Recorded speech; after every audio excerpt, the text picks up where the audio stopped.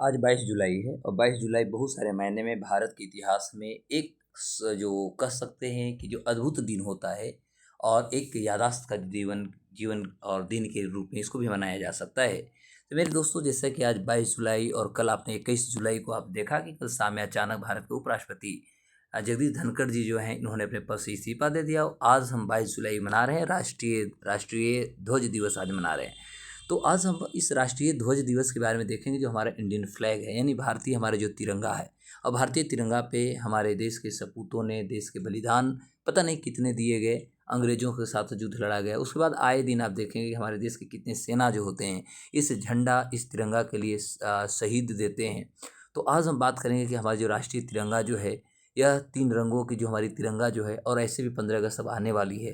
तो आखिर राष्ट्रीय ध्वज दिवस जो हम 22 जुलाई को मनाते हैं इसका इतिहास क्या रहा।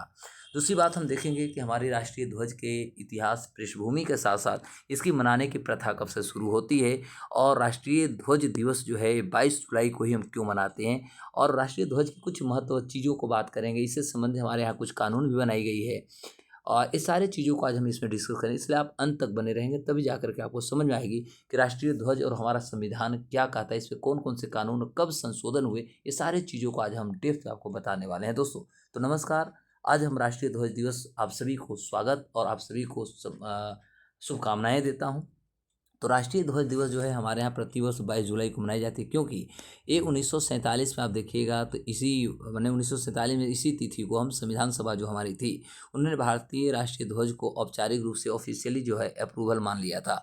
तो मैं आपको बता दूं कि जो हमारा नेशनल जो फ्लैग है, तो भारत के राष्ट्रीय ध्वज एक आयताकार तिरंगा ध्वज है। इनमें 3 आपको क्षैतिज रंगीन पट्टियाँ होती है, जो कि ऊपर में सबसे पहले आपको केसरिया जो मिलती है, यह साहस, यह बलिदान और यह हमारा त्याग का प्रतीक है। वहीं सफ़ेद रंग हमारे बीच में होती है, यह शांति सच्चाई के साथ साथ हम कहेंगे कि हमारा ईमानदारी का प्रतीक है। और अंतिम रूप से हमारा हरा रंग होता है जो सबसे नीचे होता है, यह भारत की उर्वरता हरियाली के साथ साथ हमारी समृद्धि का प्रतीक है। और इसी सफ़ेद रंग में आप देखेंगे कि 24 तिलियाँ वाला हमारी एक जो होती है वह चक्र भी होता है। तो मैं बता दूं कि इसके मध्य में सफ़ेद पट्टी पर गहरे नीले रंग का देखेंगे तो एक हमारा 24 तिलियाँ वाले अशोक चक्र बना हुआ है, जो सम्राट अशोक के सारनाथ स्थित जो सिंह स्तंभ है वहाँ से लिया गया है। और यह चक्र जो है हमारी न्याय, यह हमारा धर्म के साथ साथ हमारा प्रगति का भी प्रतीक माना जाता है। और मैं आपको बता दूं कि राष्ट्रीय ध्वज की हमारी लंबाई चौड़ाई जो है 3:2 में, यानी 3 हमारा जो है 3 मीटर लंबा है और 2 मीटर हमारा चौड़ा है।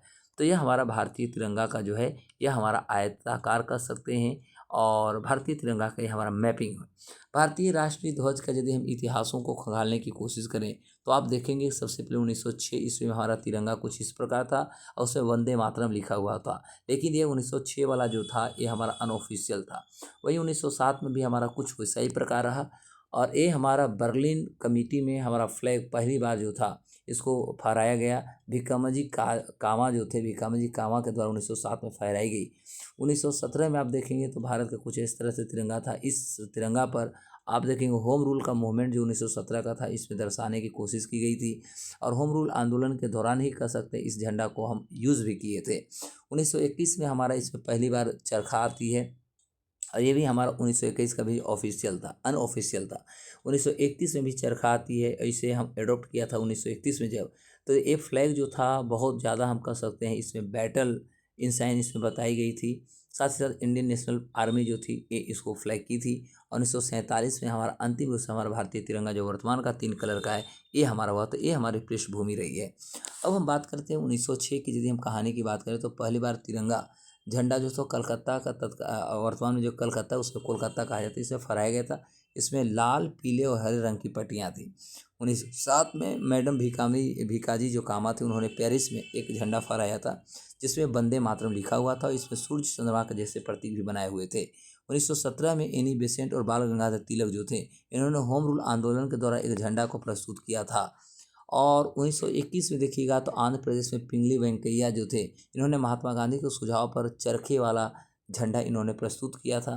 1931 में कांग्रेस के प्रस्तावित जो पारित कर केसरिया सफ़ेद और हरे रंग के साथ चरखा युक्त तिरंगा को राष्ट्रीय ध्वज के रूप में स्वीकार की गई और अंतिम रूप से 22 जुलाई 1947 को संविधान सभा जो था इसी झंडे को स्वीकार किया। लेकिन चरखे के स्थान पर यहाँ सम्राट अशोक यानी अशोक का चक्र इसमें लगा दी गई थी।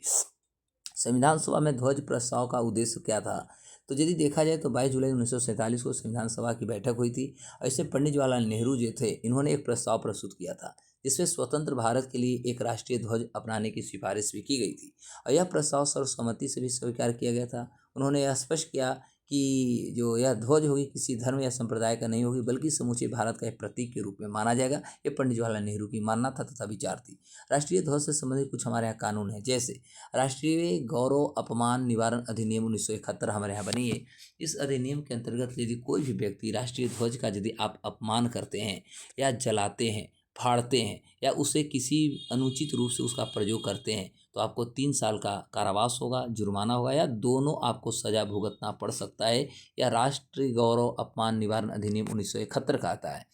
भारतीय ध्वज ध्वज संहिता 2002 ये जो कानून बनी है इस संहिता में बताया गया है कि ध्वज के जो हमारा प्रदर्शन होंगे, फहराने और निपटान संबंधी विस्तृत दिशा निर्देश इसे जारी किए गए हैं। 26 जनवरी 2002 को इसे लागू भी किया गया जिससे कि भारत के प्रत्येक नागरिक को किसी भी दिन अब राष्ट्रीय ध्वज फहराने की अनुमति दे दी गई है।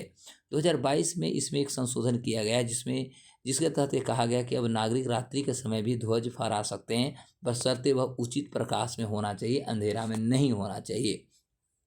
2021 में भी हुआ है एक संशोधन और इस संशोधन के अनुसार आप देखेंगे तो अब राष्ट्रीय ध्वज को मशीन निर्मित और पॉलिस्टर कपड़े से भी इसको बनाया जा सकता है। पहले केवल ये जो था हाथ से बुना जाता था या खादी से ही बनाई जाती थी और स्वीकार किया जाता था। राष्ट्रीय ध्वज से संबंधित कुछ नहीं करने योग्य भी बात तो आपको जानना चाहिए, जैसे ध्वज को कभी भी ज़मीन पर आपको नहीं रख गिराना चाहिए। उसे वस्त्र, यूनिफॉर्म या कर्टन, तकिया, कवर या किसी अन्य प्रकार के जो वस्तु के प्रयोग के रूप में आपको नहीं करना चाहिए। फटे या मैले झंडे का प्रयोग आपको वर्जित की गई है। झंडे को अपमानजनक स्थिति में प्रदर्शित करना आपको दंडनीय अपराध के भागी बनेंगे।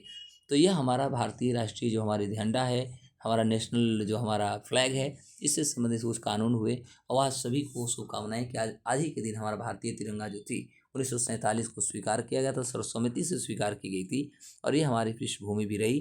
तो हमारी भारतीय तिरंगा का एक लंबा इतिहास रहा दोस्तों।